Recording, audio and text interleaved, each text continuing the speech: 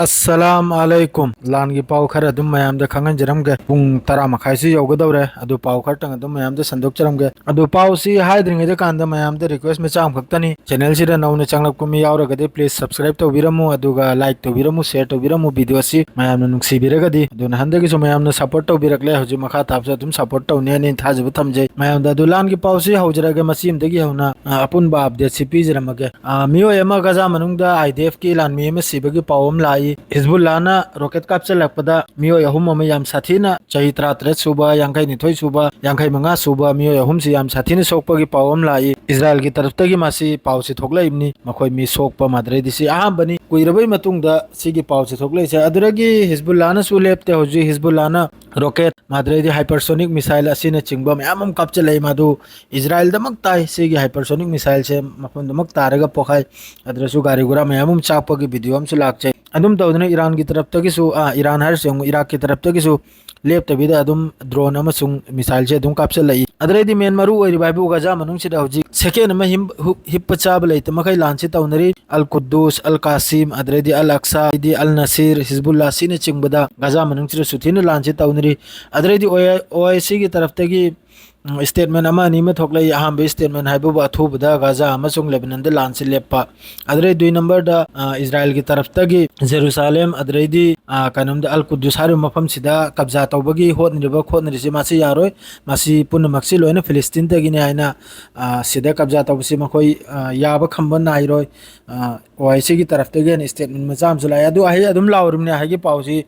पीरे कानरोय है अदुम लावरगा अदुम खरने अदुम तोखिदरुमनि असल main Maru हाइबु Gaza मनुंग the करी ओइनरी हिजबुल्ला गा करी ओइनरी ईरान गा करी ओइनरी सिनी मेन मरु हाइदि अदुम स्टेटमेंट है अदुम चाहि गुदिंग अदुम पीरिमनि ओआईसी की मिनमद्रब जातनि मखोय हाइगी मरम द वांगांग दे कांदे अदु हौजिक हौजिकता लांसी हिजबुल्लाना तौरखरिबा नहिगी हौजिक वाई नालप ममांग द फावबा हिजबुल्ला सन हौजिक सु हिजबुल्लाना लांचे तारी मफम खरदा कफिर किला हरिबा अदरेदी मफम खर लेरी अदरेदी सोमनबु बार याहोय हरिबा सेटलमेंट सी अनो अनोबा सेटलमेंट मचा मचा अखोय की विलेज की टाइप तनी सी मथक्तने हिजबुल्लाना हौजी रॉकेट लेपतबिदा कापचलैसे अदर सिदा लान गे खंगबा कांगु अमना सिदा पावम ग सिदा नैनरी मनुंगदा करी मोंग दुना इबदा हौजी हिजबुल्लाना लेपतबिदा रॉकेट कापचलैसी मखोय गी खुजु खुलाइसे लोय थलिमनाय करेबदा हेयंग चावना ईरानना अचौबा मिसाइल कापचलकपा माद्रेदी बैलिस्टिक मिसाइल माद्रेदी हाइपरसोनिक मिसाइल सी कापचलकपा कांदा असाइगी मोहगी खुजु खुलाइसे हौजी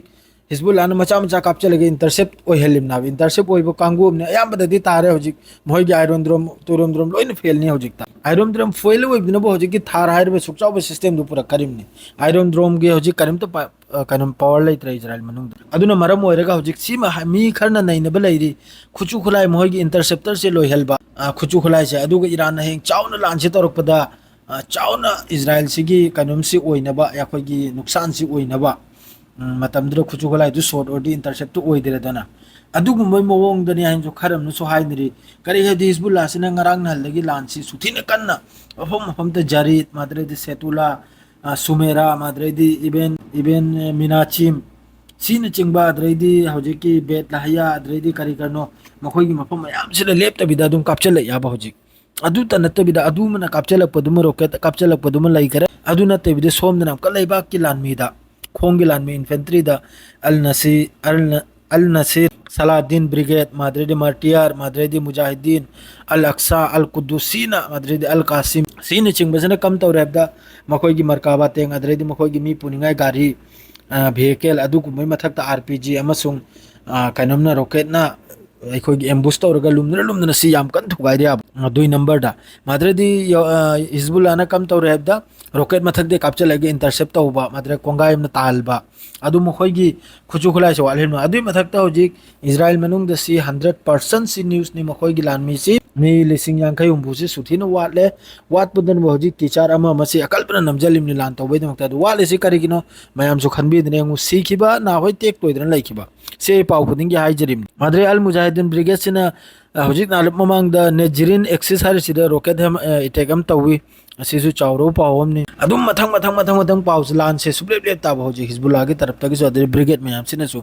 अदुम तौरी इजराइल की मथक्ता अदु होजिक ओआईसी की सिदी अदुम हाइद्रसु यारे माहिदी अदुम ओइरा सिना कलम द थमखरजी होजिक मेन मरु हाइबु ईरान सिना कमतम तोरकनी लान से सी अखोय ngai बिताई ꯏꯔꯥꯟꯅꯁꯨ ꯇꯧꯗꯤ ꯇꯧꯔꯛꯑꯅꯤ ꯀꯔꯤꯒꯤꯗꯤ ꯃꯤꯆꯝ ꯁꯤꯔꯤꯁꯦ ꯌꯥꯝꯂꯦ ꯅꯨꯄꯤ ꯅꯍꯥ ꯅꯨꯄꯤ ꯑꯄꯤꯛꯄ ꯁꯤꯔꯤꯁꯦ ꯁꯨꯊꯤꯅ ꯌꯥꯝꯂꯦ ꯉꯁꯤꯁꯨ ꯐꯦꯃꯤꯂꯤ ꯑꯃꯈꯛꯇꯗꯒꯤ ꯃꯤ 52 53 ꯑꯗꯨꯝ ꯁꯤꯔꯤꯕꯅꯤ ꯑꯗꯨꯝ ꯇꯧꯗꯅ ꯃꯥꯗ꯭ꯔꯩꯗꯤ ꯑꯩꯈꯣꯏꯒꯤ ꯄ꯭ꯔꯦꯁ ꯂꯩꯔꯤꯗꯅ ꯑꯁꯤꯁꯨ ꯃꯤ 200ꯒꯤ ꯅꯛꯌꯥ ꯁꯤꯔꯕꯅꯤ ꯍꯧꯖꯤꯛ ꯀꯩꯅꯣ ꯃꯅꯨꯡꯗ ꯒꯥꯖꯥ ꯃꯅꯨꯡꯗ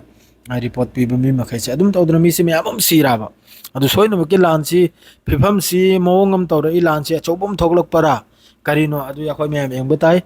ꯑꯗꯨ ꯅꯍꯩꯒꯤꯗꯤ ꯑꯞꯗꯦꯠ ꯁꯤ ꯐꯥꯎ ꯈꯛꯇꯅꯤ ꯑꯗꯨ ꯅꯍꯩꯒꯤꯗꯤ ꯁꯤꯗ ꯂꯣꯏꯖꯔꯦ ꯑꯗꯨ ꯌꯥꯔꯒꯗꯤ ꯃꯌꯥꯝ ꯁꯕꯁꯀ꯭राꯏब ꯇꯧꯖꯤꯜꯕꯤꯔꯝꯃꯨ ꯂꯥꯏꯛ ꯇꯧꯖꯤꯜꯕꯤꯔꯝꯃꯨ ꯁꯦꯌꯔ ꯇꯧꯖꯤꯜꯕꯤꯔꯝꯃꯨ ꯑꯁꯁलाꯃु ꯑꯂꯩꯀꯨꯝ